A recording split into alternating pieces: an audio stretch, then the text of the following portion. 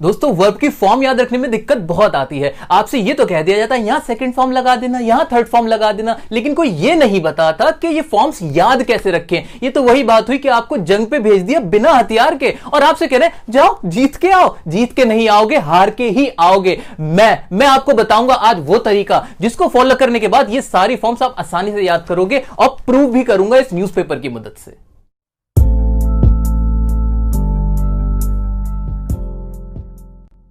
दोस्तों आइए सबसे पहले देखते हैं कुछ वर्ब्स को, उनकी सेकंड और थर्ड फॉर्म को और समझेंगे कंसेप्ट को, बिकॉज कंसेप्ट इज पावर।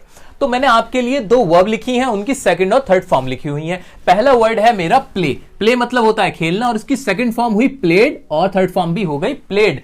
इसमें मैंने देखा कि सिर्फ ईडी लगकर सेकंड और थर्ड फॉर्म बन गई, यानी प्ले का प्ले ही रहा और सिर्फ ईडी लग गया।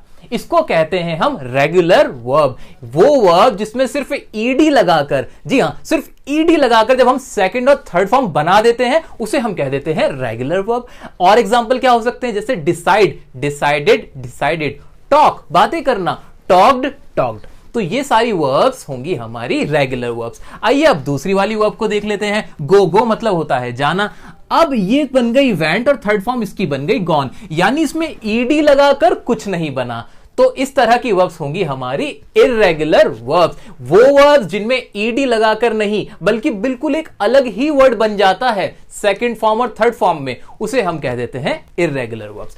अब दोस्तों ये तो था कॉन्सेप्ट, ये बात तो हमें समझ में आ गई।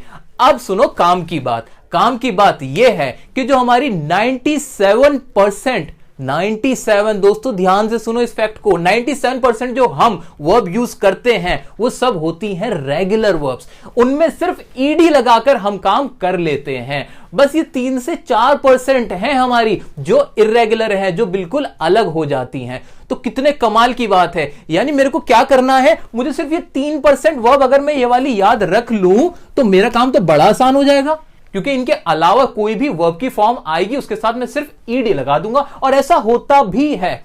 तो अभी आपके सामने जो ये चार्ट आ रहा है इसमें मैंने कोशिश की है कि वो सारी जनरल वर्ब जो फॉर्म्स हैं इर्रेगुलर वाली वो कवर कर दी। ये तो आपको पता होनी ही चाहिए।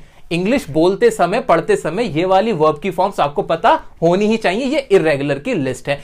इनके अलावा अगर आपको कोई वर्ड ऐसा दिखता है जो आपने इनमें से कभी नहीं पढ़ा हुआ तो बहुत चांसेस है, यानी 97% चांसेस है दोस्तों कि वो कौन सी होगी, वो ईडी वाली होगी। आइए इस बात को हम और अच्छे से समझेंगे हमारे एक न्यूज़पेपर की मदद से। लेकिन एक काम की बात सुनो, जो इर्रेगुलर वर्ब होंगी उसमें कुछ ऐसी वर्ब्स भी होंगी जो चेंज नहीं भी होती, यानी उन्हें तो याद करने की भी जरूरत नहीं है। वो कौन सी होती है कि हिट हुई, जैसे हिट, उसकी सेकंड थर्ड फॉर्म भी हिट ही रहेगी। ऐसे ही set, set, set, set, cut, cut, cut. तो ये वाली वर्ब्स भी इन इर्रेगुलर में ही काउंट होती हैं। अब आपको एक बात और बताऊं, धीरे धीरे क्या हो रहा है, ये जो इर्रेगुलर वर्ब का कॉन्सेप्ट है ना उसको भी खत्म कर रहे हैं। जैसे कि थिंक की थॉट हो जाती थी ना, अब सोचना, थिंक, थॉट, थॉट, उसको भी अब थिंक्ड करने को कह रहे हैं। ऐसे ही वर्ड होता है हमारा लर्न, इसको तो चेंज कर भी दिया गया है। पहले इसके साथ टी लग जाता था जो कि अब कट करके अब क्या लगने लगा, ईडी लगने लगा है। तो दोस्तों ये चीज अब बदल रही है धीरे धीरे, तो आपको भी वक्त के साथ बदल जाना चाहिए।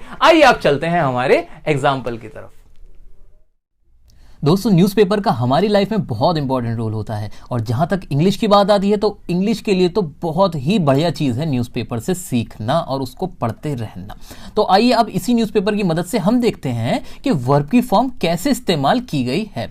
तो मैंने जैसे ही इस आर्टिकल पढ़ना शुरू किया तो मैंने देखा सेकेंड लाइन में ही कॉल्ड लिखा हुआ है जो कि ईडी से बन के बना है, यानी कॉल की सेकेंड फॉर्म क्या बन गई, थर्ड फॉर्म क्या बन गई, कॉल्ड बन गई। ऐसे में और आगे बढ़ा तो मैंने देखा फिर से इशूड, यानी थर्ड फॉर्म किसकी है, ये इशू की, इसको भी ईडी लगाकर बनाया गया है जो कि एक रेगुलर वर्ब है। हम और आगे बढ़े तो हमें क्या दिखा, डाइड, डाइड यानी डाई, मरने की सेकंड फॉर्म है, तो ये भी एक रेगुलर फॉर्म है और इसमें भी ईडी का इस्तेमाल किया गया है। हम और आगे बढ़े दोस्तों तो हमें दिखा वर्ड एक रेफर। ठीक है, रेफर अभी ईडी नहीं लगा हुआ इसके आगे, लेकिन रेफर की भी अगर मैं फॉर्म बनाऊंगा सेकंड और थर्ड तो इसकी भी रेफर्ड ही होती है, तो ये भी एक रेगुलर वर्ब मिली मुझे। तो हम देखते आ रहे हैं कि कितनी रेगुलर वर्ब हमें इस्तेमाल में आ रही हैं। हम और आगे बढ़े दोस्तों दोस्तों, तो वहां हमें वर्ड दिखा रिक्वायर्ड, जो कि रिक्वायर की सेकंड फॉर्म है। हम और आगे बढ़े तो हमें एक वर्ड दिख रहा है प्रोवाइड। प्रोवाइड मतलब कोई चीज प्रदान करना, और अगर इसकी भी हम सेकंड या थर्ड फॉर्म बनाते तो वो भी एक रेगुलर वर्ब होती, प्रोवाइडेड। प्रोवाइडेड बन जाता। और आगे हम बढ़े हैं और हमने देखा था एक्सेप्ट, जो कि थर्ड फॉर्म है एक्सेप्टेड की। एक्सेप्ट, एक्सेप्टेड बन गई थर्ड फॉर्म, तो यहां पे भी हमें एक रेगुलर वर्ब नजर आई। हम और आगे बढ़े तो एक वर्ड दिख रहा है हमें से। अब से एक रेगुलर वर्ब नहीं है, लेकिन ये उन वर्ब्स में है जो हमने सीखी थी कि हमें तो पता होनी ही चाहिए। यानी अगर इर्रेगुलर वर्ब आई भी है ना, तो वो भी इतनी आसान वाली आई है, इतनी कॉमन आई है कि आपको पता होगी ही। तो हम कह सकते हैं कि अगर कोई ऐसी वर्ब आए जो हमने कहीं नहीं देखी और मैं अगर ईडी लगा भी देता हूं तो उसके चांसेस बहुत हैं कि वो मेरी सही होगी। ऐसे स्टिपुलेटेड, अब ये वर्ड का अगर मुझे मीनिंग भी नहीं मालूम ना दोस्तों, तब भी मुझे पता है ईडी लगा हुआ इसके आखिर में, यानी एक वर्ब है और उसकी सेकंड या थर्ड फॉर्म इस्तेमाल हो रही है, तो ये भी एक रेगुलर वर्ब है। हम और आगे बढ़े तो हमने देखा था कंस्टिट्यूट का कंस्टिट्यूटेड बन गया, ये एक थर्ड फॉर्म बनी, ये भी एक रेगुलर वर्ब है। हम और आगे बढ़े इंक्लूड का इंक्लूडेड कर दिया गया। तो अभी देखा दोस्तों, इस पूरे आर्टिकल में अब तक मुश्किल से हमें 2 या 3% ही इर्रेगुलर वर्ब मिली, और जो मिली भी तो वो वाली मिली जो हमने पहले ही पढ़ रखी थी, जो हमें पता होनी ही चाहिए थी, उस वाली लिस्ट में थी। तो यानी जो सारी थी वो तो वही थी ना जो ईडी वाली लगने वाली थी। तो कितना आसान काम मेरा अभी तक हो चुका है। मैं और आगे बढ़ने की कोशिश करता हूं और देखता हूं कि कितनी मुझे रेगुलर वर्ब मिलती हैं। मैंने देखा दोबारा से मुझे यार रेगुलर वर्ब मिली, सबमिट का सबमिटेड बन गया। मैंने और आगे जाके देखा तो मुझे कम मिली, कम आउट बना। अब कम आउट का क्या हो सकता है? कम आउट क्या, मैंने कम वर्ड जो मैंने सुना नहीं, ये तो वही वाली लिस्ट का है जो मुझे पता होनी ही चाहिए, उसी में से ये एक वर्ड निकल के आया है।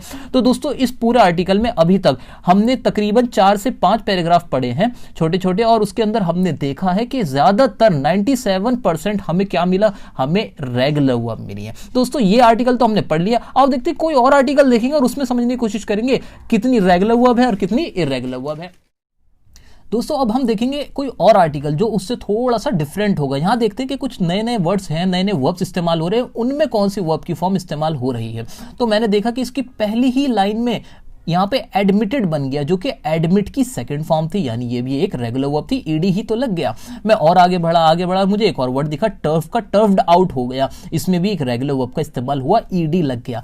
और आगे बढ़ के हमने देखा तो यहां पे भी स्टन का स्टंड कर दिया गया, ये भी एक सेकंड फॉर्म है और ईडी लगकर बनी है। हमने नीचे जाके देखा तो यहां पे भी थ्रेश का थ्रेश्ड हो गया। इस बीच दोस्तों मैं आपको बताना चाहूंगा कि कोई वर्ब की फॉर्म इस्तेमाल नहीं हो रही, जो भी इस्तेमाल हो रही है वो यही है, और इनमें भी ज्यादातर रेगुलर ही वर्ब इस्तेमाल हो रही हैं। हमने और आगे बढ़कर देखा तो हमें एक वर्ड मिला मेड, जो कि मेक की सेकंड फॉर्म थी। अब ये मेक वाला जो वर्ड था ये उसी लिस्ट में था जो हमें पता होनी ही चाहिए, तो ये भी समझने में हमें कभी कोई दिक्कत नहीं आएगी। यानी हमसे कोई पूछे कि मेक की सेकंड थर्ड फॉर्म क्या होगी, तो हमने पढ़ रखा है कि हमें ये पता होनी ही चाहिए, तो हम उसे बता देंगे जी मेड होगी। एक और वर्ड था रैंक का, रैंक्ड हो गया, यानी इसमें भी ईडी लगा, ये भी एक रेगुलर वर्ब इस्तेमाल में आई। हम और आगे बढ़े, अब ये ब्रोकन आ गया।